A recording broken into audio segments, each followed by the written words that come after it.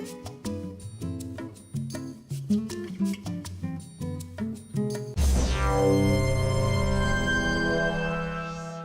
everyone, this is the final Bosman. On today's episode, I'm recovering from all those Gamescom megatons. Let's get started. Welcome to the show. I am Kyle Bosman, and today I have forgotten my dress shirt and tie. I was just rushing out of the house. I ironed it and everything. It's just I wanted to get to the office in time for all this Gamescom news to roll in, and I forgot all my clothes. Anyway, Gamescom is happening. It's happening right now, and the news is flowing as next gen approaches, and so lots of interesting things coming out of that. Today's episode, basically, I just want to kind of cover the top stories of things that are going on outside of Gamescom, and it is why there's no backdrop, is because I wanted to hold off on recording this episode as late as possible. We're blowing through it. Let's do it. The biggest story that I think has come out of Gamescom so far is that Microsoft has announced that with every pre-ordered Xbox One in Europe will come a free copy of FIFA 14, one of the biggest games of Europe and I guess of the world. That is a big deal. That's a really big deal. That's a factor, I think, that will come into play when people are deciding between the two consoles. That's a pretty great free game for that audience. If you're pre-ordering in Europe, there's a good chance that you wanted FIFA 14 anyway. That was a smart move. Here's the weird thing though, is that they added a funny little, I guess parenthetical, little addition, is that it's while stocks last. While stocks last. And I guess in the United States we'd say while supplies last. That's a weird little detail to tack on the end. What that does is it kind of creates doubt. Suddenly we're thinking, how many supplies are there? How big is this deal? Why would they make a note to add that at the end? Is this going to be a lot of FIFA 14s or is it going to be a little bit? I'm sure there's still plenty. I'm sure everyone who did pre-order at this point will be getting FIFA 14, which is a neat thing. Congratulations to those in Europe who wanted that game. And honestly, good move, Xbox One. I hope that helps in the future. Next story I want to talk about, and this sort of acts as a follow-up to last week's episode, Amazon Game Studios has hired Eric Nyland, who is an author. He's written a lot of novels, a lot of Halo novels, most notably Halo Fall of Reach, which I guess is the best one, if the internet can be trusted. Eric's been hired as the director of narrative design, which is interesting, especially in perspective of these rumors about an Amazon games console. Because if you look at Amazon Game Studios now, and all the games they have developed, it is one game.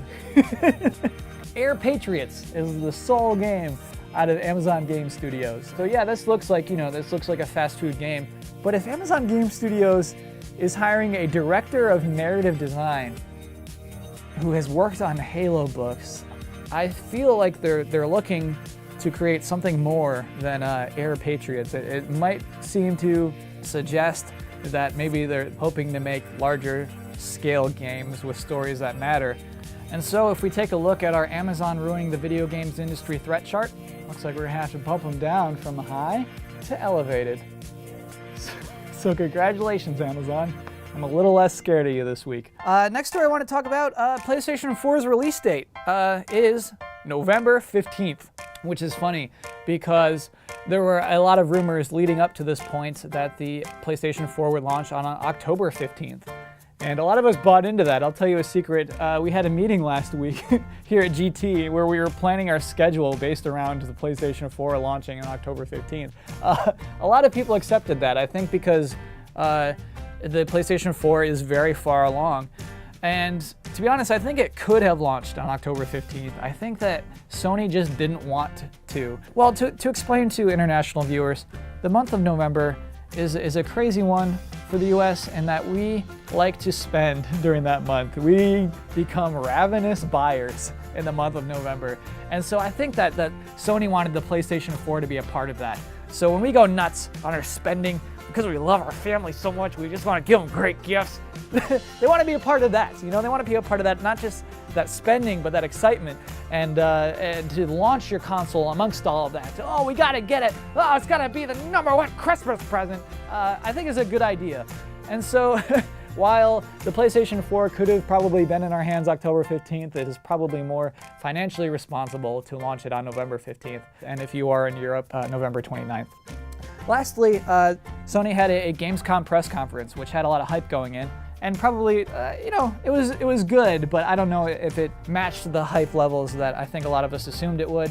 And so I have some mini takeaways as opposed to a full featured takeaways episode. First takeaway, Ryan looks gorgeous. Thank you for this. Look at this game. This is everything I want in a video game. You just kind of put that out there, didn't you? Wow. Wow, look at those beautiful graphics. Takeaway number 2, stop cutting away already. So this conference was presented poorly, and I don't know, video games we've come a long way, the industry, even over the course of the last 10 years, just in how everything's presented. And like 10 years ago, this conference probably would have been a PowerPoint with some, you know, videos, and certainly wouldn't have been streamed online to millions, but now it is. And I think it should be treated as such. Sony, that conference was unacceptably bad in a sense of how it was portrayed, how it was directed, how we received it. In attendance, maybe not as bad, but I can't tell you how many times, countless times, something great was happening on screen and the director said, all right, cut away from that. Let's see the audience. I feel like your director was probably trying to keep up some momentum or some sort of pacing, probably has some training that says, okay, I should cut now. But your director should know that absolutely nobody watching this wants you to cut away. Not one of your audience members. Not one. There is absolutely no one watching that and saying, oh wow, now this is some cool gameplay. I wonder how that guy is doing. Oh, there he is. Oh, cool. All right, truth be told, I love press conference moments that are embarrassing. I eat those up. But this sort of went beyond embarrassing. It almost went to the point of disrespectful. Some people worked very hard on those trailers. A lot of people care about them. And to cut away to the audience to up your presentation just seems like the people behind this didn't care about what was on screen. Takeaway number 3, exclusive hacking boost. So a lot of exclusives came out of Gamescom news.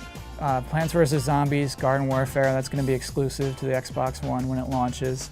Assassin's Creed 4 will get exclusive levels on the PlayStation 4 and PlayStation 3 platforms. In FIFA 14's Ultimate Team mode, the legendary players will be exclusive to Xbox One. The worst, to me, was Watch Dogs, which not only has 60 minutes of exclusive gameplay on the PlayStation 4, but also has a thing called exclusive hacking boosts. It infuriates me. It honestly makes me so mad that it's advertised, hey, this game is gonna be marginally easier on PlayStation platforms. Doesn't that make you want it? Isn't that like, what? No, that shouldn't exist. No one should make exclusive hacking boosts. Oh, hacking's gonna be easier on the PlayStation? Oh, I better get that version. Xbox play, throw the Xbox. It's atrocious. And what's worse, I wanna know whose idea it was. I wanna know if Sony comes to Ubisoft and says, hey, we'd really love to have some exclusive content for our version of Watch Dogs. What can you offer us? And if Ubisoft says, well, a few of us designers were sitting in a circle and we thought maybe it'd be cool to give you hacking boosts exclusively to your platform so you can hack faster on the PlayStation. The hacking was designed and you're just, well, let's make it a little faster for the PlayStation version. Okay, that is the episode. Oh, and actually before we go, I have a format retirement to announce.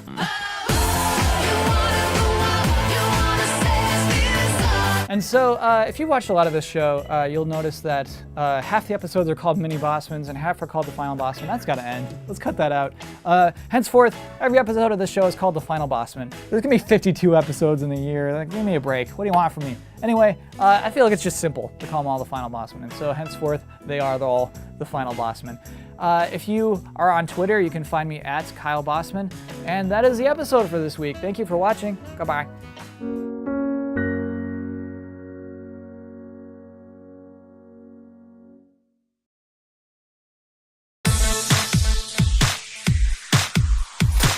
So why do we have to do rehearsals for a PAX panel? Because we have to get this perfect. Marcus isn't even here today. I told you, Ben is Marcus. Ben is nothing like Marcus. Okay, this is stupid. I'm going. No. We're gonna do the Q&A rehearsal now. I have a question for Michael Damiani.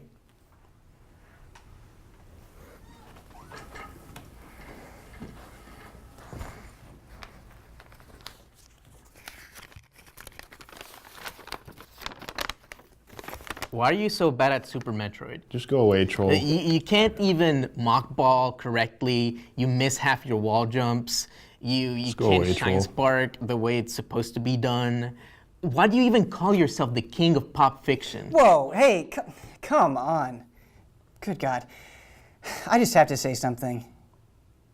You are both a bunch of tosspots. Please don't use that word. If you're going to PAX Prime this year, you are officially invited to our panel, the Game Trailers Originals Power Hour. Pop Fiction's Michael Damiani, Annoyed Gamer's Marcus Beer, and the Final Bosman's Kyle Bosman will be there for reveals, rants, and all the answers to any weird questions you feel like asking. We'll see you Friday, August 30th at 6:30 p.m. in the Unicorn Theater. This is an okay shot to start the show with, but I wonder what it would look like if they zoomed in and out wildly. There we go, I like that. Yeah, I get it. You make it a bunch of great indie games, but all I really want to see is the audience. There they are. Gosh, look at these people. Everyone's got their laptops open. This is great. You know, I'd really like it if when they announced Minecraft, they just had 3 guys wearing a stupid helmet walk in front of the audience. Montages are a great way to start a press conference, but I always wanted to watch one without the video. You know, montages are okay, but the thing that I don't like about montages is that I have to watch the video.